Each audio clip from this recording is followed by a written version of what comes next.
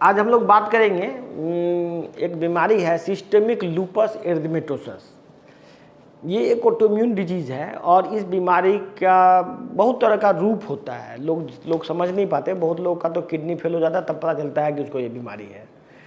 Basically ये systemic loops जो है ये डिजीज़, ये ब्लड वेसल्स में देखते होंगे किसी किसी के मुंह में लाल लाल लाल लाल धब्बा हो जाता है। फिर किसी को अचानक ये हार्ट के अराउंड पानी भर जाएगा, हार्ट के अंदर में पानी भर जाएगा।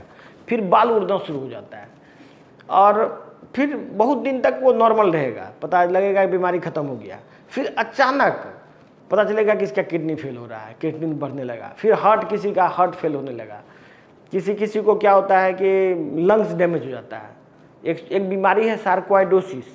सार्कोइडोसिस में भी लगभग लंग्स में सांस ही नहीं ले पाएगा वो पूरा बढ़िया से, और धीरे धीरे उसका जॉइंट वगैरह फिक्स होके आदमी टोटली हैंडीकैप्ड हो जाता है। ये बीमारी में, ये बीमारी बहुत ज़्यादा अनकॉमन भी नहीं है। ये शहरों में बहुत कॉमन है, बहुत लेडीज़ में ज़्यादा होता है बीमारी।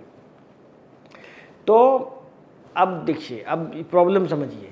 ये लोग एलोपैथिक करते रहते हैं। एलोपैथिक में जाके वो स्टेरॉयड खाली देता है और केमिकल का इंजेक्शन देता है कि इससे इम्यून को, जो आपके अंदर बॉडी में इम्यून सिस्टम है, उसको सप्रेस करने की दवा देके ये सोचा जाता है, अपना ख्याली पुलाव पकाता है बहुत सारा डॉक्टर कि इससे हम ठीक कर देंगे इसको। है कि सिम्टोमेटिक उपचार क्या करते हैं ना, कि यदि मान लीजिए कोई बीमारी आपको है तो एक और बड़ी बीमारी क्रिएट कर देंगे आपके अंदर, तो इससे आपको वो बीमारी का फीलिंग नहीं होगा।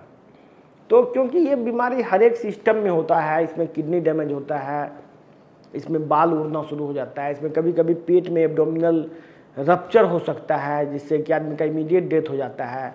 फिर हार्ट में बहुत सारा लोग अभी हार्ट का बीमारी से सफ़र कर रहा है, उसको मालूम भी नहीं है कि उसको हार्ट का कौन सा बीमारी है। अभी जो ये सिस्टम चला हुआ है कि यदि किसी को हार्ट का कोई भी प्रॉब्लम हो तो स्टेंट डाल दो, इसका जो प्रचार प्रसार किया गया है, बहुत सारा हार्ट का बीमारी ऑटो इम्यून डिजीज से होता है। उसको एक्चुअली में ऑटो इम्यूनिटी रहता है, एसएलई टाइप का कुछ बीमारी रहता है जिससे उसका हार्ट का मसल्स वीक हो जाता है और वीक होते होते वो पंप नहीं कर पाता है। उस तरह के मरीज को भी बहुत सारा डॉक्टर क्या करता है, स्टेंट डाल देता है, बोलता है कि स्टेंट डलवा लीजिए।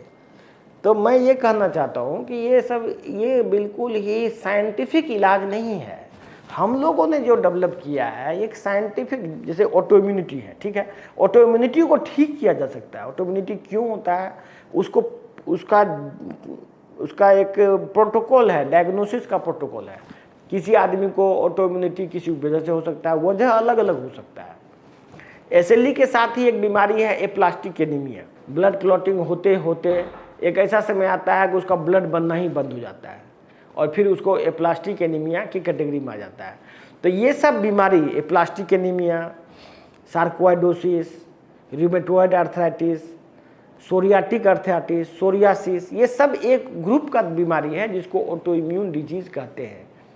हालांकि हम लोगों ने किडनी फेलियर में भी देखा है, उसका भी 99% फैक्टर ऑटो इम्यूनिटी से ही होता है। तो यदि किसी को ऑटो इम्यून की बीमारी है, ऑटो इम्यूनिटी है, तो आप बिल्कुल भी एलोपैथिक में से बचें।